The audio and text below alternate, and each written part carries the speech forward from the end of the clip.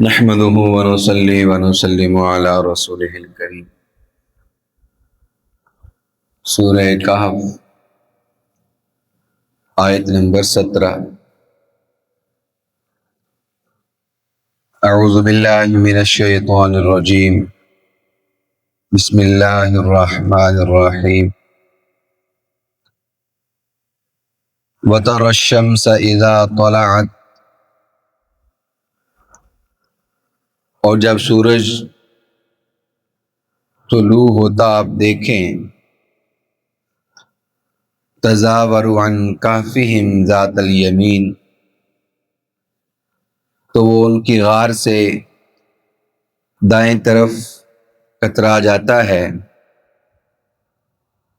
وَإِذَا غَرَبَتْ تَقْرِضُهُمْ ذَاتَ الشِّمَالِ، اور جب غروب ہونے لگتا ہے تو بائیں طرف وہ کترا جاتا ہے۔ وَهُمْ فِي فَجْوَةٍ مِّن، جبکہ وہ اس غار کے کشادہ حصے میں ہیں۔ ذَلِكَ مِنْ آیاتِ اللہ، یہ اللہ تعالیٰ کی نشانیوں میں سے ہے۔ مَن يَهْدِ اللَّهُ فَهُوَ الْمُهْتَدِ، جسے اللہ رب العالمین ہدایت دے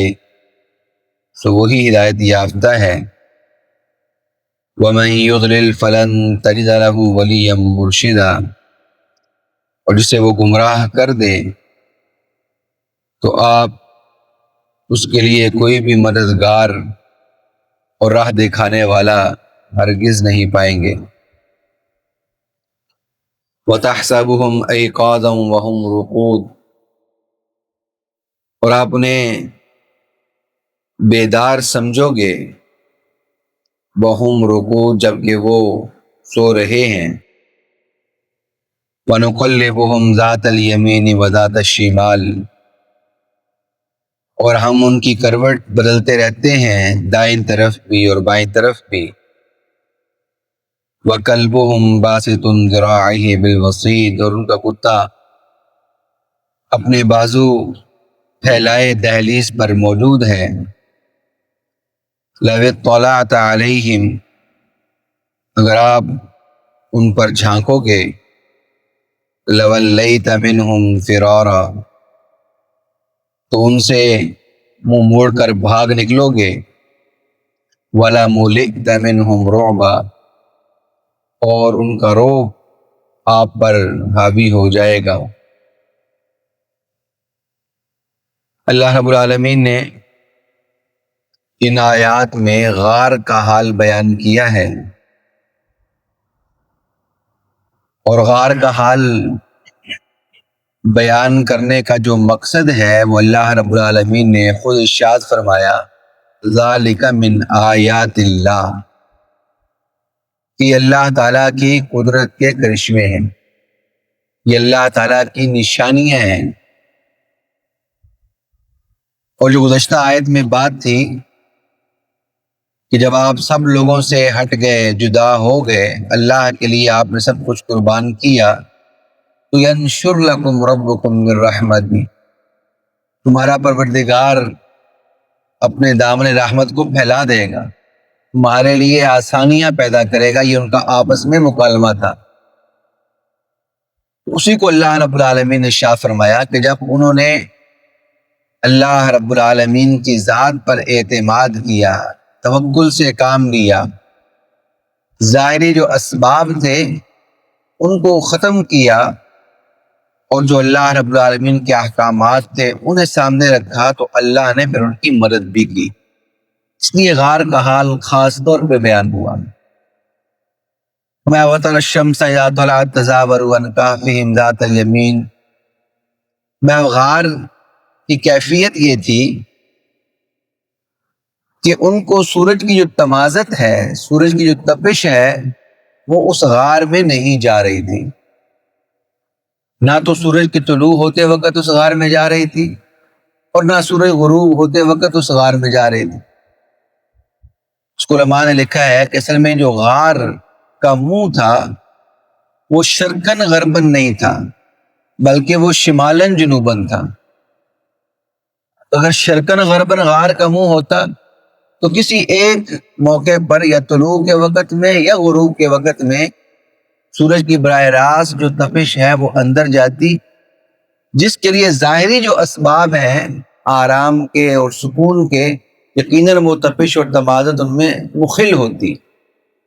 تو اللہ رب العالمین نے خاص طور پہ ارشاد فرمایا کہ اگر آپ سورج کو دیکھیں جب وہ سورج ان پر طلوع ہوتا ہے، غروب ہوتا ہے،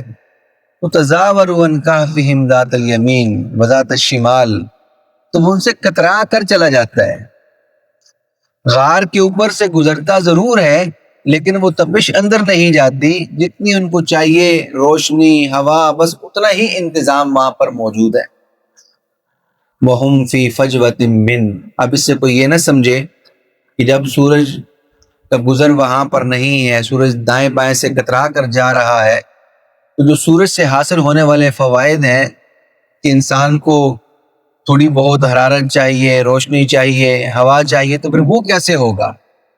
فرمایا وَهُمْ فِي فَجْوَةٍ مِّن، وہ کوئی بالکل اندھیر نگری میں نہیں بیٹھے ہوئے تھے،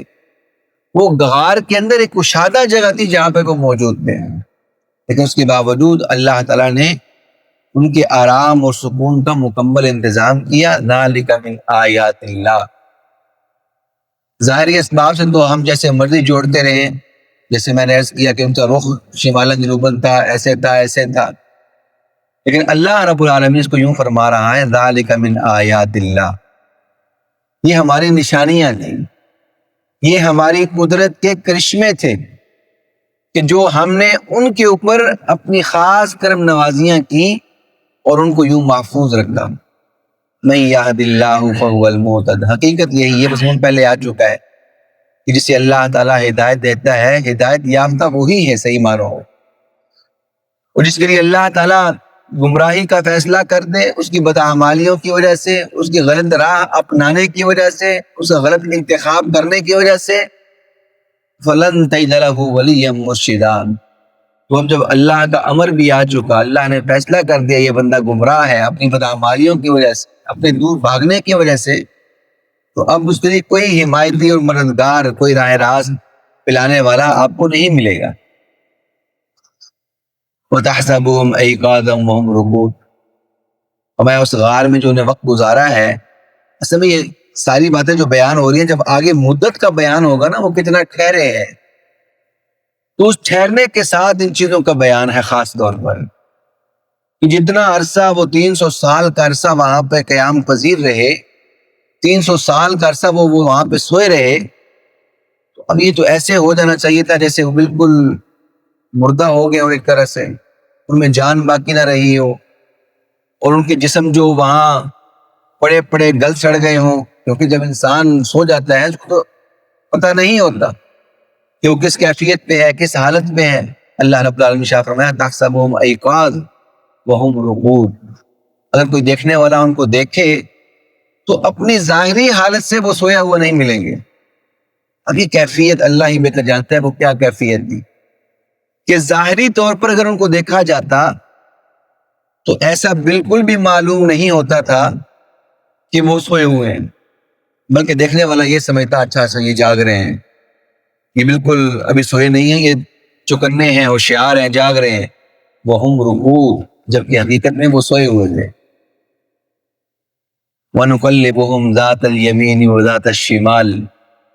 اور جب وہ اتنا عرصہ سوئے رہے تو ان کے جسم محفوظ رہے، جسم میں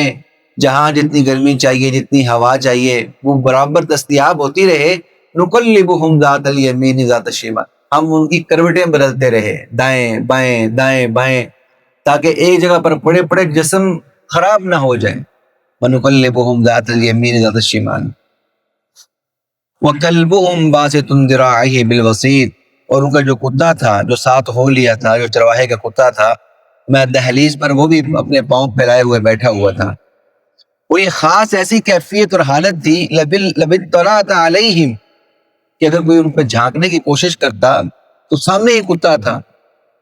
تو لَوَلَّيْتَ مِنْهُمْ فِرَارًا، ذرا بھی محسوس نہ ہوتا کہ یہ لوگ بھاگے ہوئے ہیں یا یہاں پہ سوئے ہوئے ہیں، وہ اس منظر کو دیکھ کر وہاں پہ شخص بھاگ نکلتا، اپنی جان بچانے کی فکر کرتا کہ کتا بیٹھا ہوا ہے سامنے۔ لو اطلعت علیہم لولیت منہم فرارا، اگر کوئی جھانکنے کی کوشش کرتا تو لولیت منہم فرارا، تو وہاں سے بھاگ کر جان بچانے کی کوشش کرتا، ولملئت منہم رعبا، اور خوف سے، ڈر سے اس کا دل بھر جاتا۔ یہ اللہ رب العالمین نے غار کے خاص طور پہ احوال بیان کیے۔ یہاں پہ کتے کا ذکر ہے، اس میں علماء نے نقطہ لکھا ہے کہ یہ اصل میں صحبت پر اس کو منطبق کیا، یہ صحبت کی مثال ہے کہ جب صحبت انسان اچھی اختیار کرتا ہے، اب وہ کتا دیکھیے، اس چرواہے کے ساتھ کتا تھا، چرواہا نیک آدمی تھا، وہ اللہ رب العالمین کی یاد سے معمور تھا اپنے آپ کو کیے ہوئے، تو وہ جو کتا ان لوگوں کے ساتھ ملا، نیک لوگوں کے ساتھ ملا، اللہ تعالیٰ نے اس کا تذکرہ بھی قرآن پاک میں اس طور پر کیا ہے، وَكَلْبُهُمْ بَاسِطٌ ذِرَاعَيْهِ بِالْوَسِيدِ۔ اگرچہ کتے کا جو اپنا حکم ہے وہ رسول اللہ صلی اللہ علیہ وسلم نے اس سے منع کیا ہے، صرف گنجائش رکھی ہے تو اس صورت میں کہ کتا وہ شخص پال سکتا ہے جس نے حفاظت کی غرض سے لیا ہے یا اس نے شکار کی غرض سے لیا ہے، تو اس کتے کے رکھنے کی گنجائش ہے۔ اس کے علاوہ جو کتا رکھا جاتا ہے شوق کے طور پر، پیار محبت کے طور پر، ایسے ہی بنا کر رکھ لیا جاتا ہے، اس کی گنجائش نہیں ہے۔ رسول اللہ صلی اللہ علیہ وسلم نے ارشاد فرمایا جس گھر میں کتا اور تصویر ہوتے ہیں تو فرشتے رحمت کے وہاں پر داخل نہیں ہوتے، رحمت کے فرشتوں کا وہاں پہ نزول نہیں ہوتا۔ اور ایک موقع پہ آپ صلی اللہ علیہ وسلم نے یہ بھی ارشاد فرمایا کہ جو شخص شوقیہ کتا پال لیتا ہے، اللہ تعالیٰ اس کے اعمال میں سے ہر روز 2 کی رات ثواب کم کرتا رہتا ہے۔ 2 کی رات ثواب ہر روز اس کی نیکیوں میں سے اللہ تعالیٰ کتا پالنے کی وجہ سے کم کرتا چلا جاتا ہے۔ اس لیے کتا یہاں پر تذکرہ موجود ہے، اس کا مطلب یہ نہیں کہ کتا پالنا بہترین عمل ہے اور اچھا عمل ہے۔ کتے کے بارے میں خود رسول اللہ صلی اللہ علیہ وسلم کی تعلیمات ہیں، وہ نشاندہی میں نے کر دی کہ وہ کی گنجائش نہیں ہے۔ ہاں کسی نے شکار کے لیے پال لیا یا کسی نے حفاظت کے لیے پال لیا، اس کی گنجائش ہے، اس کے علاوہ گنجائش نہیں ہے۔ اللہ تعالیٰ مجھے آپ کو تعلیمات اسلامیہ پہ عمل کی توفیق عطا فرمائے۔ وما علینا الا البلاغ المبین۔ الحمد للہ رب العالمین والصلاۃ والسلام علی خاتم الانبیاء والمرسلین۔ رب ارحمهما كما ربياني صغيرا ربنا هب لنا من ازواجنا وذرياتنا قرة اعين واجعلنا للمتقين اماما اللهم انا نسألك الصحة والعفة والامانة وحسن الخلق اللهم ارنا الحق حقا وارزقنا اتباعه وارنا الباطل باطلا وارزقنا اجتنابه صلى الله تعالى على رسوله النبي الكريم وعلى آله واصحابه اجمعين آمين برحمتك يا ارحم الراحمين۔